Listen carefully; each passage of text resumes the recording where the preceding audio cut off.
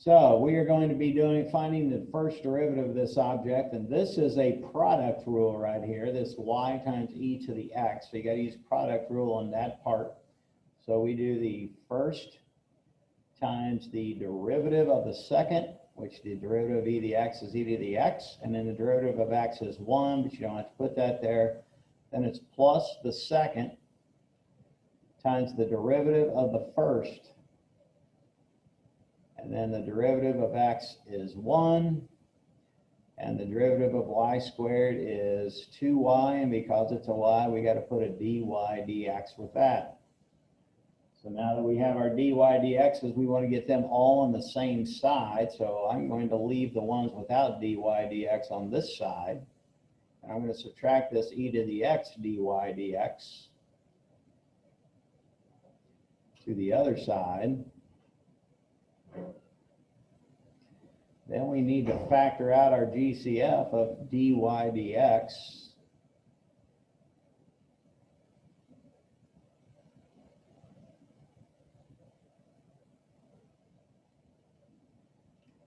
And then we need to divide by our parentheses over here to get dy dx by itself. So let's see, I'm going to write it up here. So the answer should be dy dx is going to equal y e to the x minus 1 all over 2y minus e to the x. Now just to make you clear, sometimes they might do it a different way, and they might have got all the dy dx's on the other side and then divided. So it would have been a tiny bit different if they would have done that. That would have been the same as factoring a negative out of both the top and the bottom. So a answer that is exactly the same is if you factor a negative out, it changes both signs on the top and the bottom. So both of these answers are the same thing. So on a multiple choice part, you have to know that if your signs are wrong and they're flipped around, that they have factored a -1 out. So anybody got anything else you want to see today?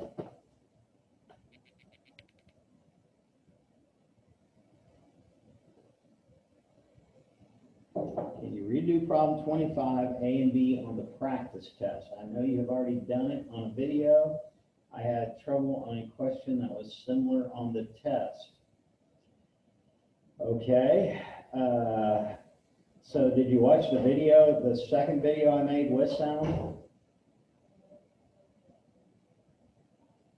And you still didn't understand what part of the video did you not get?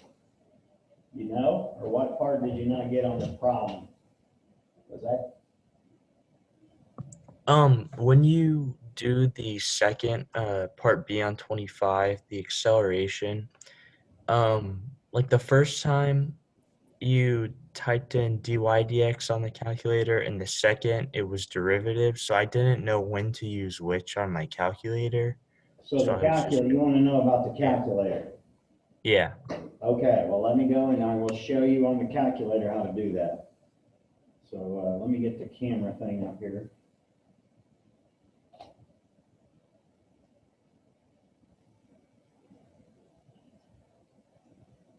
Now this is what they put a new camera on here. Can you guys see that camera? Can you see the calculator? Yes. Okay, great. All right, so let me get the problem 25, and then I'm going to type the whole thing in there.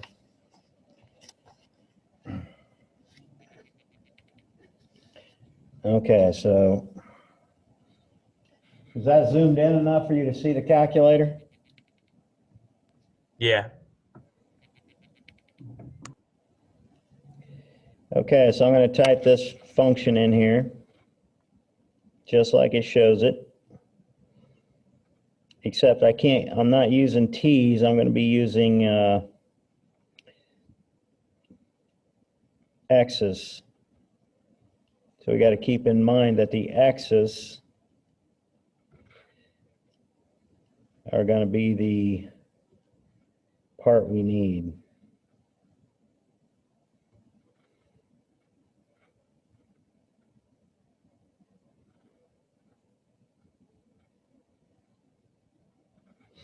Okay, so there's the equation. And we got the position of the particle moving along the x-axis. So this thing's moving right and left, and you want just the part B acceleration, right? Yeah. Okay, so acceleration we need to know is the second derivative of position. And when you guys watch the video on 4.2, this is all about this. Now, there are 3 different videos I put up there, but it's coming up. This stuff is going to be hit huge. There's 3 videos because I didn't answer the last one right, and they're kind of long, but this is all over the AP test. So you're going to need to know how to do this. This will be an open-ended question. I think it's been on there almost every year. So we're going to quit this, but remember, I've got this in Y2. So I'm going to hit second quit. So when I hit math 8, and I'm doing the derivative because I put x, not t in there, so I put an x there. And then I am doing the second derivative, so I'm going to have to do the derivative of the derivative. So I'm going to hit math 8 again right now, and that's going to be the derivative of the derivative. So again, that's an x, and I want the second derivative of y2. So I'm going to hit vars, which is under the arrows. Yeah, you can see my fingers. So I'm going to hit this vars. I'm going to arrow to the y vars. Vars stands for variables. This is a function, so I'm going to hit the number 1, and remember I put it in 2, so I'm going to hit the number 2. So this thing in here is I'm doing the first derivative. Now on this part, you want to leave that an x because we're not solving for any certain thing on the first derivative. If you put a number right here, it's going to give you a number answer in here, and when you do the derivative of that number, it's going to give you 0. So you have to put an x here because we want the answer in terms of x for this first derivative. And then we come over here and we want to get this answer when, if you look back on the number here at 6, so we're going to type a 6 in here, and then we hit enter, and there's my answer. And I'm going to round to 3 places, so it would be negative 0.270. Now this one, yeah, it does. It says up here, use correct units. And because it says use correct units, I am doing 2 derivatives. So I'm doing a slope of a slope. So when you do the first derivative up here, this first derivative was going to be in inches per second. And that means down here, when you do the second derivative, this is going to be in inches per second. Now, see, that's now the y. This is now the y in this part. So the y is this, and then we're still doing it with respect to t, which is seconds. So this is your new form. Now, I rewrite it. Now, you can leave it just like that, inches per second, or you can make this into a fraction over a fraction and flip the bottom one upside down, and you can write it as inches per second squared. So when you type this answer in your calculator, the answer is that negative 0.270. Remember, you got to go to at least 3 places. If you go more, it's okay. Inches per second squared. So is that good enough? Yeah, thanks. On the test, I don't think I did the x equals x. Okay, well, that should have been on the video. The one that had sound on it, it should have been there. It's actually on both of them. Because I screwed up the first time and put the number in on the one that didn't have sound, and I went back and changed it. I realized I screwed up. Does anybody else have anything you want me to go over?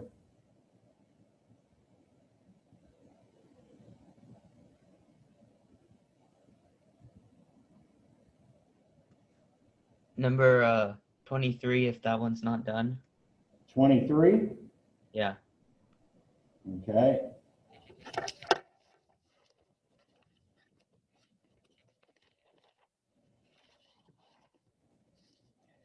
All right, I'm just going to do that on the screen, I believe. So let me turn this, go back on this thing to I'm out of order. All right, there it is right there. All right, so we were trying to do the derivative of x squared arctan. So I hope you know arctan is the same as inverse tan. So I'm going to give you the derivative of inverse tan here. So the derivative of arc, I'm going to just write inverse tan because it's faster. So the inverse tan of some u value with respect to u. So the derivative of inverse tan is on the, now when you do tan and cotangent, there are no square roots on the bottom.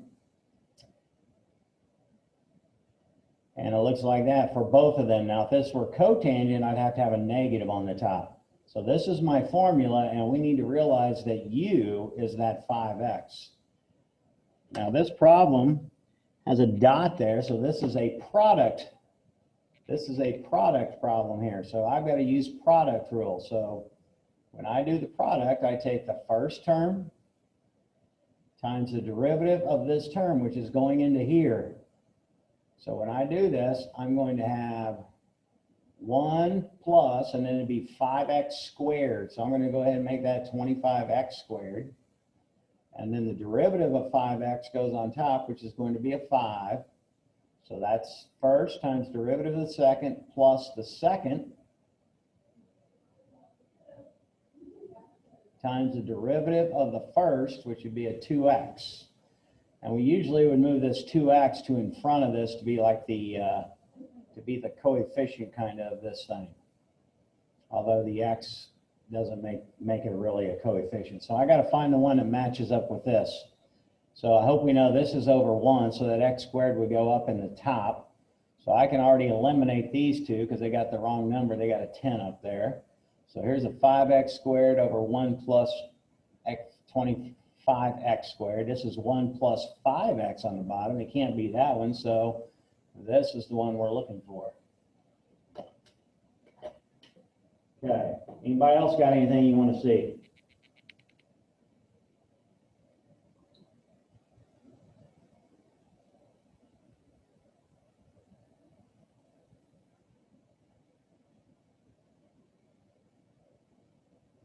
Okay, so Monday, Tuesday, when you come in and take this test, the test is, you're supposed to get 20 minutes. I'm probably going to give you about 25 minutes on the test. Also, fourth period, we're having a lockdown both days. So we have to go and sit up at the front of the room during the lockdown drill until it's over. So we still should have plenty of time to get it finished. But after the test, I've already got the videos for notes on 4.1 and 4.2. 4.2 is a long one. That's the one about position, velocity, acceleration. And I'm hoping to get my camera fixed so that I can do the rest of more videos notes today. But so after the test, you guys are going to take notes from 4.1. So you'll get your device out and go and watch those. And please bring some earbuds or headphones or something, because I don't want to interrupt the kids that are doing the test still. So I hope you guys have a great weekend. Stay out of trouble, do what's right, not what's popular, and I will see all of you on Monday or Tuesday. Take care. Nobody's got any more questions, right? Okay.